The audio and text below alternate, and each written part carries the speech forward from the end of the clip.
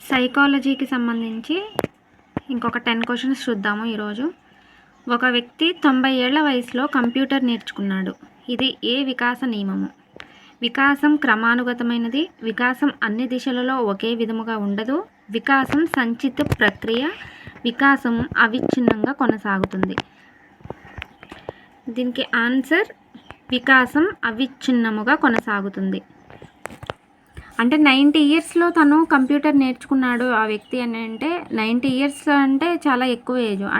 అప్పుడు దానికి ఆన్సర్ ఇక్కడ అవిచ్ఛిన్నం అంటే నిరంతరము ఎప్పుడు జరిగేది అని. సో 90 ఇయర్స్కి తను నేర్చుకున్నాడు అంటే అవిచ్ఛిన్నము అంటే ఎప్పుడు జరుగుతుంది కాబట్టి ఆన్సర్ 4th వన్. రోజు సమయానికి బడికి వెళ్ళే వెంకట్ కోల్బర్గ్ ప్రకారము ఏ స్థాయికి చెందుతాడు? పూర్వ సాంప్రదాయ స్థాయి, ఉత్తర సాంప్రదాయ స్థాయి, సాంప్రదాయ స్థాయి, నియత సాంప్రదాయ స్థాయి.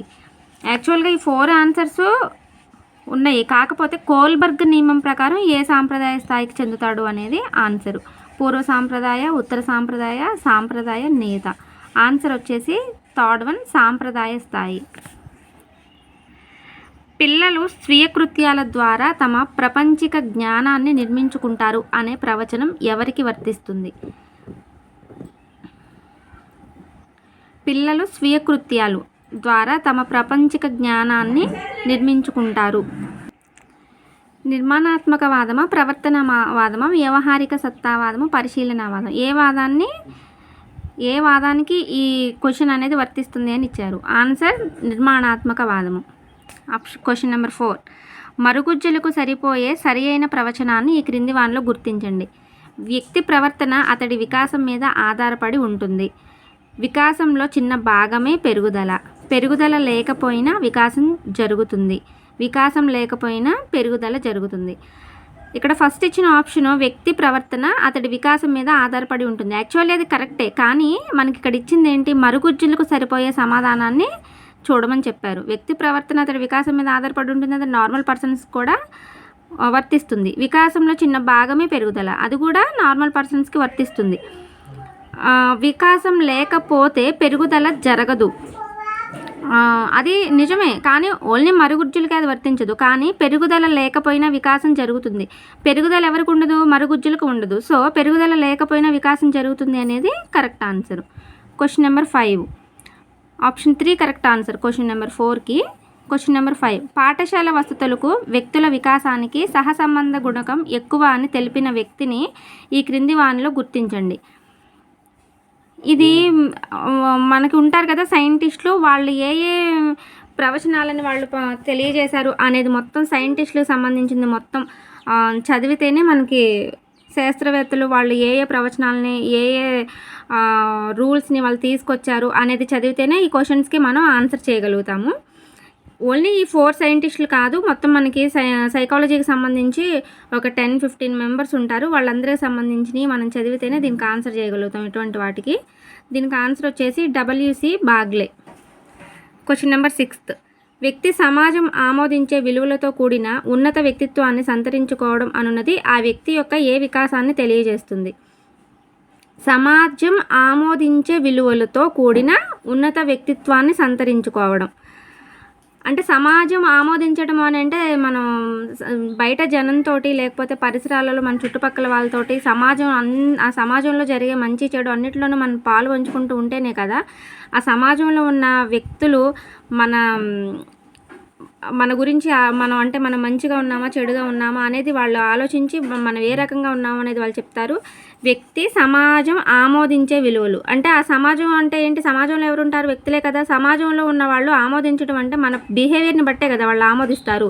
ఇక్కడ ఉద్వేగ అంటే కోపానికి సంబంధించింది, మన భావ రంగాలకు సంబంధించింది, భావావేశ రంగాలకి. శారీరక వికాసం అనేది మన శరీరానికి సంబంధించింది. మానసిక వికాసం అనేది మన మెంటాలిటీకి సంబంధించింది. నైతిక వికాసం అనేది సమాజానికి సంబంధించింది. సో ఆన్సర్ వచ్చేసి నైతిక వికాసము. Question number 7. జెండర్ స్టీరియోటైప్ నందు ఇమిడి ఉన్న అభ్యసనము. జెండర్ స్టీరియోటైప్ నందు ఇమిడి ఉన్న అభ్యసనము నిబంధన అభ్యసనము, అంతర్దృష్టి అభ్యసనము, పరిశీలన అభ్యసనము, ఏది కాదు. ఏ అభ్యసనం జెండర్ స్టీరియోటైప్ నందు ఇమిడి ఉన్నది అనేది దీనికి ఆన్సర్ వచ్చేసి పరిశీలన అభ్యసనము. శిల్పులలో ఈ రకమైన ప్రజ్ఞ ఎక్కువగా ఉంటుంది. పరస్పర వ్యక్తిగత ప్రజ్ఞ, సహజ ప్రజ్ఞ, వ్యక్తంతర్గత ప్రజ్ఞ, ప్రాదేశిక ప్రజ్ఞ. దీనికి ఆన్సర్ వచ్చేసి ప్రాదేశిక ప్రజ్ఞ. అంజలి యొక్క ప్రజ్ఞాలబ్ధి 115. ఆమె ఈ వర్గానికి చెందుతుంది. సగటు ప్రజ్ఞావంతురాలు, సగటు కంటే ఎక్కువ, సగటు కంటే తక్కువ, ఉన్నత ప్రజ్ఞావంతురాలు.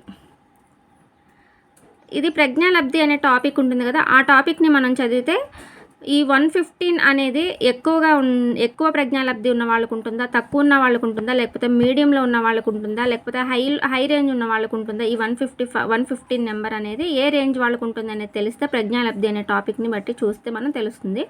దీనికి ఆన్సర్ వచ్చేసి ఉన్నత ప్రజ్ఞావంతురాలు. వ్యక్తంతర్గత భేదములు. ఒక వ్యక్తి వివిధ సన్నివేశాలలో వివిధ రకాలుగా పాల్గొనడము, వ్యక్తుల ప్రవర్తన సన్నివేశాలకు సంబంధం లేకుండా ఉండుట, వివిధ వ్యక్తులు ఒకే సన్నివేశంలో వివిధ రకాలుగా ప్రవర్తించుట, ఒకే వ్యక్తి వివిధ సన్నివేశాలలో ఒకే రకంగా ప్రవర్తించుట. వ్యక్తంతర్గత భేదాలు అంటే ఒకే వ్యక్తిలో ఉన్న భేదాలు. వ్యక్తి అంతరంగా అంటే తన లోపల ఒకే వ్యక్తి వివిధ రకాలుగా ప్రవర్తించటాన్ని వ్యక్తంతర్గత భేదాలు అంటారు. వీటిలో అది ఎక్కడుందనేది మనం చూసుకోవాలి. డిఫరెంట్ టైప్స్లో ఆలోచిస్తాడు ఒకే వ్యక్తి. దానికి ఆన్సర్ ఒకే వ్యక్తి వివిధ సన్నివేశాలలో వివిధ రకాలుగా పాల్గొనడము. అంటే వ్యక్తి లోపల ఉన్న అంతర్గతంగా ఉన్న భేదాలు అంటే తన లోపల ఎన్ని రకాలుగా తను ఆలోచిస్తున్నాడు అనే దానికి ఆన్సర్ మరి ఇదే వస్తుంది. ఒకే వ్యక్తి వివిధ సన్నివేశాలలో వివిధ రకాలుగా, ప్రతి సిచ్యువేషన్లోనూ తను ఒకే విధంగా రియాక్ట్ అవ్వకుండా ఒక్కొక్క సిచ్యువేషన్కి ఒక్కొక్క రకంగా రియాక్ట్ అవుతాడు. 30 క్వశ్చన్స్ పెడితే మీరు ఆన్సర్ చేయగలుగుతున్నారో లేదో నాకు ఫీడ్బ్యాక్ ఇవ్వట్లేదు కదా, అందుకోసమనే నేను 10 క్వశ్చన్సే ఈరోజు పోస్ట్ చేశాను. ఈ 10 క్వశ్చన్స్ చదివి ఆన్సర్ చేయండి. ఏదైనా డౌట్ ఉంటే కామెంట్ సెక్షన్లో కామెంట్ చేయండి. Thank you friends, thank you for watching.